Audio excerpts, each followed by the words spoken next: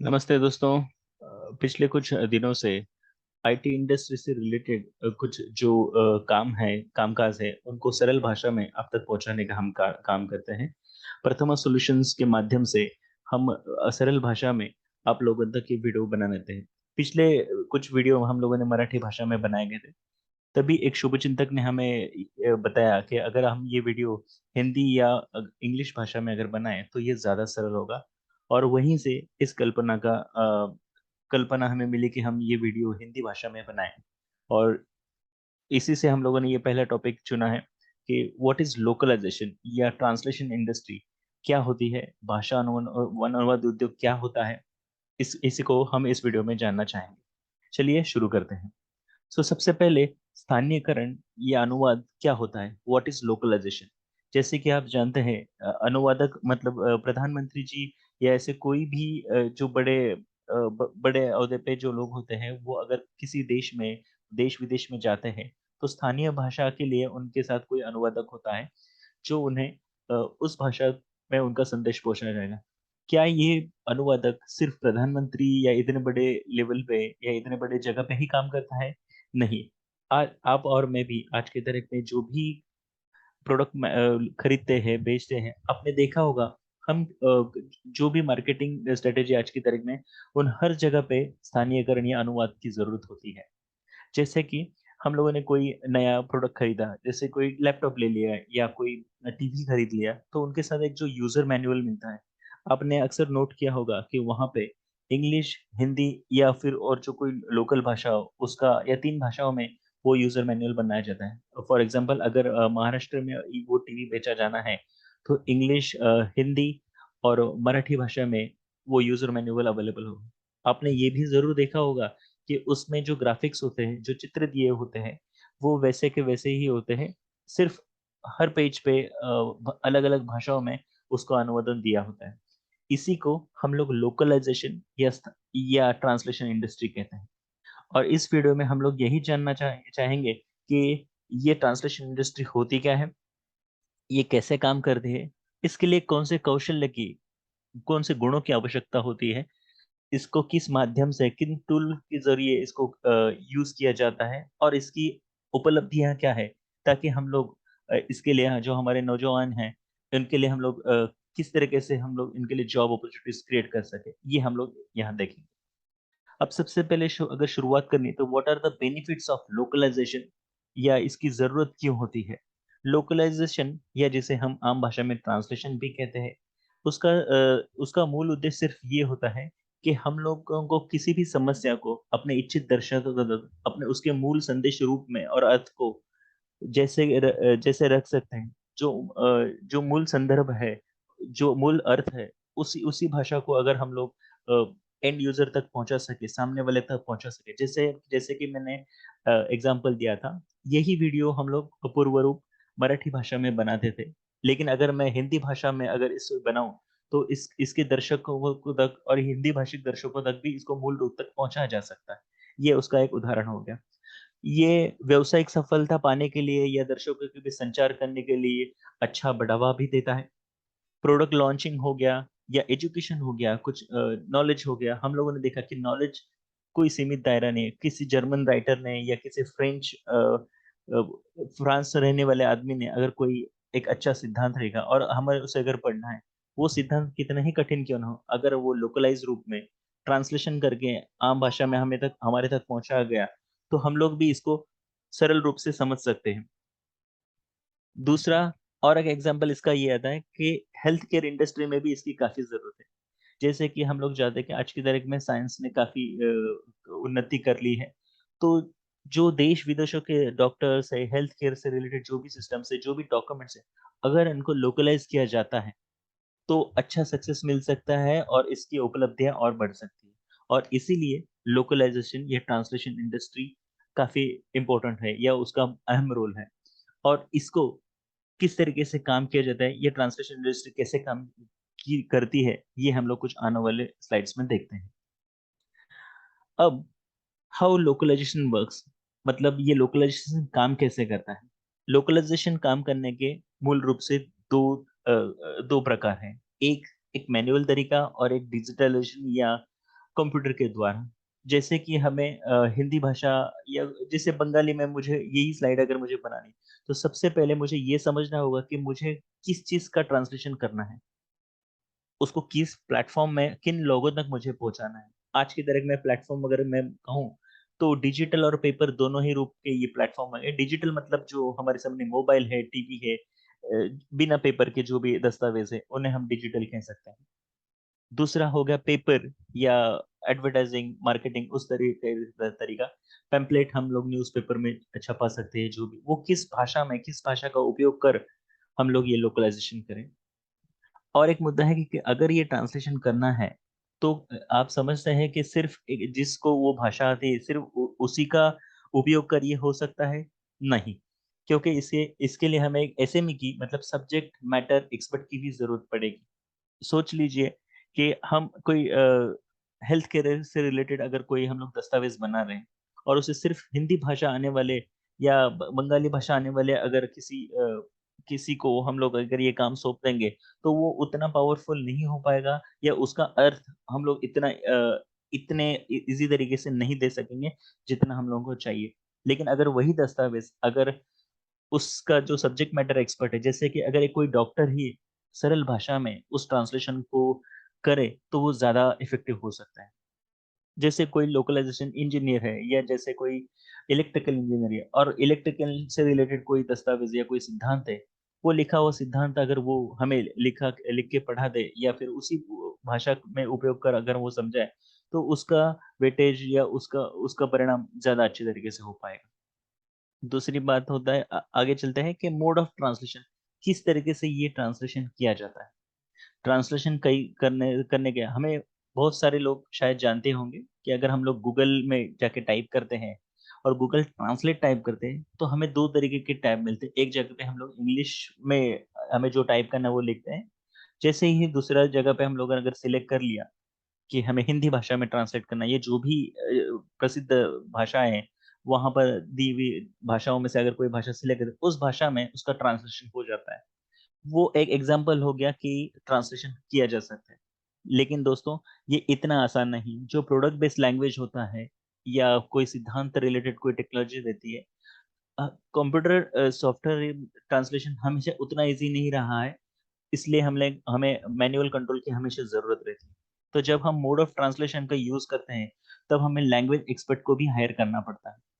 Of course हम लोग software translation की मदद ज़रूर लेते हैं, लेकिन उसके साथ ही साथ अगर कोई लैंग्वेज में एक्सपर्ट अगर हमारे साथ हो, जैसे कि ये पूरी स्लाइड इंग्लिश में है, इसको हम लोगों ने सॉफ्टवेयर ट्रांसलेशन करके इसको हिंदी में या जो भी भाषा में हमें एक्सपेक्टेड है, उस भाषा में हम लोगों ने इसका उपयोग कर दिया। उसके बाद अगर सब्जेक्ट मैटर एक्सपर्टीज़ ने इसको पढ़ा, जैसे कि आईटी इंडस्ट्री से किसी बंदे ने इसको देखा और उसने देखा कि भाई जो ट्रांसलेशन हुआ है वो उसका अर्थ या उसका संदेश वही तो है, तो वो ज़्यादा इफ़ेक्टिव बनेगा। दूसरा होता है ट्रांसलेशन सर्विसेज़। ये जो सॉफ्टवेयर ट्रांसलेशन होते हैं, सॉफ्टवेयर जो ट्रांसलेट करने वाले सॉफ्टवेयर होते हैं, वो काफ़ी महँगे होते हैं। उसी तरीके से जो लैंग्वेज एक्सपर्टीज़ होते हैं, किसी संदर्भ स्वरूप, हेल्थ के रिलेटेड या जो भी होता है, वो जो ट्रांसलेशन होता है, वो काफ़ी महँगे होते हैं। आम आदमी को अगर ये ट्रांसलेशन करवाना हो, तो वो काफ़ी महँगा साबित होता है। इसलिए ट्रांसलेशन सर्विसेज़ या ट्रांसलेशन इंडस्ट्रीज़ होती है, जो हमसे कुछ दाम लेके कुछ मुनाफ़ा लेके, कमा के वो लोग हमें वो ट्रांसलेशन पहुँचाते हैं। बहुत सारी बड़ी-बड़ी कंपनियाँ जैसे कोई भी प्रोडक्ट लॉन्च करने से पहले वो देखते हैं कि भई हमें कहाँ लॉन्च करना है, उस हिसाब से वो ट्रांसलेशन इंडस्ट्री को ट्रांसलेशन सर्विसेज़ को हायर करके वहाँ ट्रांसलेट करवा के लोकलाइज़ेशन पूरा करवाते हैं। आइए आगे चलते हैं। अब हम लोग इसी मुद्दे पे बात कर रहे थे कि लोकलाइज़ेशन इंडस्ट्री में होता क्या है? अब हम ये समझेंगे कि लोकलाइज़ेशन इंडस्ट्री या ट्रांसलेशन इंडस्ट्री आखिर करता क्या है? जैसे कि मैंने कहा कि ट्रांसलेशन इंडस्ट्री या ट्रांसलेशन कंपनी थी ये, उनके पास कोई काम आ गया, कोई दस्तावेज़ हम लोगों ने दे दिया और उन्हें कहा कि हमें इसे ट्रांसलेट करके चाहिए। तो ये 4 प्रकार से वो किया जा सकता है। एक, कंप्यूटर सॉफ्टवेयर का उपयोग कर उन्हें ये ट्रांसलेशन करने की सहूलियत मिलेगी। हो सकता है अगर वो कंप्यूटर सॉफ्टवेयर इतना पावरफुल नहीं हो या फिर वो पूरा ट्रांसलेट नहीं होगा, तो मैनुअल टाइपिंग करके या फाइल प्रोसेस करके भी लोकलाइज़ेशन इंडस्ट्रीज़ इन ट्रांसलेशन का काम पूरा करती है। साथ ही साथ जैसे मैंने पिछले स्लाइड्स में भी कहा, लैंग्वेज एक्सपर्ट्स होते हैं, जिन भाषा का उपयोग करना है, उन भाषाओं के तज्ञ या एक्सपर्टीज उनके पास अवेलेबल होते हैं। वो वेरीफाई करते हैं कि जो ट्रांसलेशन, जो अनुवाद हुआ है, वो सही तरीके से हुआ है या उनका जो अर्थ या संदेश जो देना था वो वैसा का वैसा ही है। लैंग्वेज एक्सपर्ट की सहमति के अनुसार वो ट्रांसलेशन पूरा समझा जाता है। उसके बाद रोबोटिक ऑटोमेशन प्रोसेस भी एक होता है, जैसे कि हम लोगों ने देखा है आज की तारीख में काफी एलेक्सा या ऐसे कई ऐसे मशीन अवेलेबल है जिनको सिर्फ बोलने से या बोलने की सहायता से अगर हम लोग उसको कमांड देके अपना काम करवा लेते हैं। तो लैंग्वेज इंडस्ट्री में भी या लोकलाइजेशन इंडस्ट्री में भी रोबोटिक ऑटोमेशन प्रोसेस का उपयोग कर ये ट्रांसलेशन करवाया जाता है। अब हम लोगों ने ये समझा कि लैंग्वेज इंडस्ट्री या लोकलाइजेशन इंडस्ट्री करती क्या है या वो किस तरीके से काम करते हैं, लेकिन इनके लिए किन स्किल्स की जरूरत होती है ताकि हम यहाँ अपने कंप्यूटर्स का उपयोग कर हम नौकरी पा सके। तो लोकलाइजेशन इंडस्ट्री में काम करने के लिए हम लोगों को अलग अलग भाषाओं का ज्ञान होना जरूरी होता है। अब हम लोगों ने ये जो लिस्ट यहाँ पर दी है दोस्तों, कृपया समझे कि हर स्किल्स जरूरी नहीं होता है। इन स्किल्स की जरूरत होती है ताकि इनमें से अगर कोई भी स्किल्स हमारे पास हो तो हम लोकलाइजेशन इंडस्ट्री में नौकरी या जॉब ढूंढ सकते हैं। उन्हीं में से एक स्किल होता है मल्टीपल फॉरेन लैंग्वेजेस। अगर हमें कई तरह की भाषा आती है जैसे जर्मन, फ्रेंच, आज की तारीख में ये काफी लोकप्रिय भाषाएं हैं, परदेसी विदेशी भाषाएं हैं। अगर इनमें से कोई भाषा मुझे अच्छे से आती है, उस पर अच्छे से कमांड है, तो मुझे अनुवादक की या ट्रांसलेशन के लिए लोकलाइजेशन इंडस्ट्री में जॉब की अच्छी अपेक्षा में होती है। काफी अच्छे दाम भी उसके मिलते हैं। उसी तरीके से मान लीजिए हमें ज्यादा भाषाएं नहीं आती, जैसे हम भारत देश में ही है और हमें जो हमारी लोकल भाषा है वो दो चार भाषाएं तो आती ही है, लेकिन उसके अलावा हमें कंप्यूटर का, सॉफ्टवेयर का अच्छा नॉलेज है, हम लोग कंप्यूटर चलाना जान लेते हैं, या हमारे पास अच्छी टाइपिंग की स्किल है। जैसे कि मैंने कहा पिछले कुछ स्लाइड में, हम लोग सिर्फ अच्छी भाषाएं आते हैं या कंप्यूटर चलाना इतना ही काफी नहीं होता है। अगर हमें अच्छा टाइपिंग भी आता है करना, अगर हम लोग अच्छे स्पीड से टाइपिंग कर लेते हैं, तो ये भी लोकलाइजेशन के लिए अच्छी जरूरत है। इंफॉर्मेशन प्रोसेसिंग स्किलिंग, जो हमें इंफॉर्मेशन मिली है उसको किस तरीके से प्रोसेस किया जाना चाहिए या उसको किस तरीके से कंप्लीट किया जाना चाहिए, subject subject matter expertise, language expertise, इसको कैसे प्रोसेस करते हैं, अगर उसका ज्ञान हो गया तो लोकलाइजेशन में काफी मुनाफा या काफी अच्छी अपॉर्चुनिटीज अवेलेबल है। साथ ही साथ अगर हमारे पास प्रोग्रामिंग स्किल्स है, प्रोग्रामिंग स्किल्स में हम लोगों ने जो बेसिक्स प्रोग्रामिंग है जैसे कि वीबीए, एक्सेल की सहायता से विजुअल बेसिक ऑटोमेशन या पाइथन, जो फ्री टूलवेयर है, इनका उपयोग कर अगर हम लोगों ने कोई फाइल प्रोसेसिंग के लिए कोई ऑटोमेशन कर दिया तो उसका लोकलाइजेशन में काफी उपयोग होता है।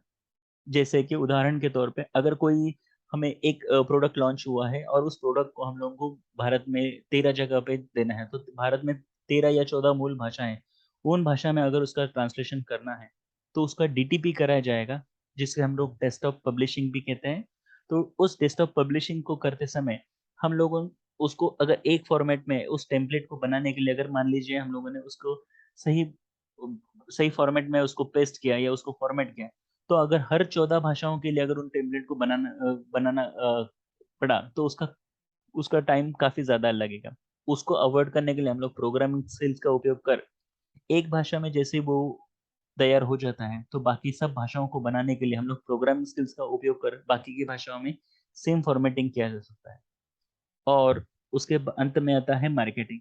अगर हमें मार्केटिंग की कल्पना है कि किस तरीके से ज्यादा लोगों तक पहुंचना है, क्या स्किल्स हम लोग यूज कर सकते हैं, इनका उपयोग कर लोकलाइजेशन में अच्छी अपॉर्चुनिटीज होती है। जैसे कि हम लोग दोहरा देते हैं कि मल्टीपल फॉरेन लैंग्वेजेस, सॉफ्टवेयर का ज्ञान, अच्छी टाइपिंग स्किल्स, इंफॉर्मेशन प्रोसेसिंग और प्रोग्रामिंग, इनमें से कोई भी गुणों की अगर हमें हमारे पास कोई है इनमें से कोई गुण, तो हम लोगों को लोकलाइजेशन इंडस्ट्री में अच्छा जॉब मिल सकता है। आगे चलते हैं। तो ये जो लोकलाइजेशन होता है, हम लोगों ने समझा कि ये इंडस्ट्री कैसे काम करती है। अब हम ये समझते हैं कि इनको वास्तविक रूप में करने के लिए किन टूल्स की या किन सॉफ्टवेयर की जरूरत पड़ती है। आज का युग तो कंप्यूटर का युग कहलाता है, तो ये जो भी कामकाज होगा ऑफ कोर्स ये तो कंप्यूटर पे ही होगा। तो कंप्यूटर में ऐसे कौन से सॉफ्टवेयर है जिनका उपयोग कर हम लोग लोकलाइजेशन में हमारा हिस्सा दे सकते हैं। तो उसमें एक होता है नॉलेज ऑफ डेस्कटॉप, जैसे कि मैंने कहा डेस्कटॉप पब्लिशिंग, मतलब जो टेम्पलेट बनाया जाता है, विजिटिंग कार्ड्स हम बनाते हैं, ग्राफिक डिजाइनिंग बनाया जाता है, न्यूज़पेपर की जो छपाई होती है उसको कंप्यूटर में किस तरीके से बनवाना जाता है, उसे हम लोग डेस्कटॉप पब्लिशिंग कह सकते हैं। उसके साथ ही साथ जो कोई पॉपुलर सॉफ्टवेयर है जैसे कि एडोब InDesign, पेज मेकर पूर्व रूप में था, कोरल ड्रॉ, इनमें जो न्यूज़पेपर की डिजाइन्स है या टेम्पलेट बनाया जाना है या विजिटिंग कार्ड्स मुझे बनाने हैं तो किस तरीके से बनाने हैं। कोरल ड्रॉ में हम लोग अलग अलग तरह के लोगोस बनाए जाते हैं। आज की तारीख में कोई भी कंपनी हम बनाते हैं, जैसे कि आप ये देखते हैं यहाँ पर इस स्लाइड में, ये जो यहाँ पर जो चक्कर का चिन्ह है, ये भी एक तरीके का लोगो ही है, या यहाँ कोरल ड्रॉ का ये जो नीचे इमेज है, इसे हम लोग लोगो कहते हैं। तो इन लोगों को या इन चिन्हों को जो कंपनी का प्रतीक माना जाता है, उनको किस तरीके से बनवाया जाए, उसे वो कोरल ड्रॉ में या पेज मेकर में हम लोग अच्छे रूप से बना सकते हैं। ऑफ कोर्स ये कोई टेक्निकल चीजें हैं जिनके लिए हमें कंप्यूटर के कोर्स करके, लेकिन अगर इन कोर्स कोर्स को यूट्यूब पे या कोई कंप्यूटर क्लासेस में जाके हम लोग सीखें तो लोकलाइजेशन इंडस्ट्री के लिए हम लोग तैयार हो सकते हैं। साथ ही साथ आपने सुना होगा कि फोटोशॉप की कुछ फोटो एडिटिंग होती है, जैसे कि ये वास्तविक रूप से ये जो कोई इमेज बनाई गई, इन इन तरीके की इमेज कैसे बनाया जाए, इस अगर इस इमेजेस का एक अगर अगर बस कलर चेंज करने हैं या इसमें और कोई भी लेयर्स वगैरह ऐड करके कोई इफेक्ट देना है, जैसे कि ये पिक्चर्स मुझे दिखाना है कि ये सुबह में है, ये शाम के वक्त का अगर ये फोटो है, इन सब के चेंजेस या इस तरह की एडिटिंग फोटोशॉप में की जाए। उसी तरह से वीडियो एडिटिंग भी काफी मायने रखता है। लोगो मेकर ये कोरल ड्रॉ से रिलेटेड ही चीज हो जाएगी कि लोगो वगैरह वास्तविक रूप में कैसे बनाना चाहिए। तो अगर इन गुणों में से अगर इन गुणों का वापर कर अगर हम लोगों ने ये टूल्स की हमें आवश्यकता है, तो हम लोग गूगल में जाके या नौकरी में अप्लाई करते समय अगर हम लोग ये इंडस्ट्री ढूंढे कि लोकलाइजेशन या ट्रांसलेशन इंडस्ट्री हम लोग ढूंढे, तो जॉब की अच्छी संभावनाएं हमें प्राप्त होंगी। What are the opportunities in localisation industry? हम लोगों ने समझा कि लोकल इंडस्ट्री कैसे काम करती है, या उसके लिए किन गुणों की, किन कौशल की और किन टूल्स की जरूरत होती है। तो अभी ये उपलब्धियां भारत देश में कहाँ पर है? पहली बात तो भारत देश हमारा विभिन्न भाषाएं यहाँ पर बोली जाती है। हमारे पास अच्छे स्किल्स प्रोफेशनल्स है, जो जो काम करने के लगन है, मेहनती है। अब इनका उपयोग कर लोकलाइजेशन इंडस्ट्री में, जैसे कि आपने चाहा कि ये जितनी भी भाषा में करनी है उनको भाषा में प्रोसेस करनी है। हालांकि कंप्यूटर्स आ चुके हैं, ऑटोमेशन हो चुका है, लेकिन फिर भी लोकलाइजेशन इंडस्ट्री के लिए ह्यूमन रिसोर्स की, मतलब जो आदमी होते हैं काम करने के लिए, आदमियों की जरूरत हमेशा रही है। जैसे कि अभी मैंने कहा कि हेल्थ रिलेटेड जो ट्रांसलेशंस आ रहे हैं या एजुकेशन से रिलेटेड ट्रांसलेशन, इनकी बहुत काफी अच्छी डिमांड है। प्रदेश में जो विविध तरीके के सिद्धांत या जो भी कोई साइंटिफिक कैलकुलेशंस होते हैं, जो भी साइंटिफिक डॉक्यूमेंटेशंस बने जाते हैं, आईटी रूप से जो भी कोई डॉक्यूमेंट्स बनाए जाते हैं, इन हर भाषाओं को विविध देश में पहुंचाने के लिए ट्रांसलेशन इंडस्ट्री की काफी जरूरत होती है। जैसे कि कोई फ्रांस में कोई कंपनी बनी है, कोई कार मैन्युफैक्चरिंग कंपनी, अगर मान लीजिए वो इंडिया में आ गई है, आपने सुना होगा कि ये कंपनियां प्रदेश विदेश से आके हिंदुस्तान में या भारत देश में आके किस तरीके से काम करती है। लेकिन जब भी ये कंपनियां काम करती हैं, तो आपको क्या लगता है कि उन लोगों को हमारी भाषाएं आती होंगी? क्योंकि हमारे यहाँ तो विभिन्न भाषाएं बोली जाती हैं। उनको उन्हें ये भाषाएं इसलिए आती हैं क्योंकि वो ट्रांसलेशन इंडस्ट्री या लोकलाइजेशन इंडस्ट्री का उपयोग कर हम तक पहुंच रहे हैं। हमारे तक वो दस्तावेज या हमारे तक वो इंफॉर्मेशन पहुंचाई जाती है ताकि हम लोग उनका संदेश ठीक से पहचान सकें। जैसे कि कोई कार मैन्युफैक्चरिंग कंपनी इंडिया में आई है, तो वो उनका संदेश, उनका काम काज का तरीका, या वो कौन से कंपनी को हायर करने चली हुई, उनका काम का उद्देश्य क्या है, ये सब इंफॉर्मेशन हम तक पहुंचाएंगे तो हम लोग अच्छे रूप से समझ पाएंगे कि अच्छा ये उद्देश्य है। तो सरकार भी हमें उन्हें कुछ फैसिलिटीज दे के उन इंडस्ट्रीज को बढ़ावा देती है। अनफॉर्चुनेटली लोकलाइजेशन इंडस्ट्री इतनी पॉपुलर होने के बाद भी यहाँ पर ह्यूमन रिसोर्सेज की आवश्यकता हमेशा पड़ती है। आज की तारीख तक भी अच्छे अच्छे रिसोर्सेज जो जिनके पास टाइपिंग के स्किल है, जिनके पास अलग अलग भाषाएं के स्किल्स है, या हेल्थ इंडस्ट्री के बारे में इनको अच्छे से पता है, एजुकेशन के ट्रांसलेशन में जिन्हें आवश्यकता है, ये लोगों के लोकलाइजेशन इंडस्ट्री में बहुत जरूरत है।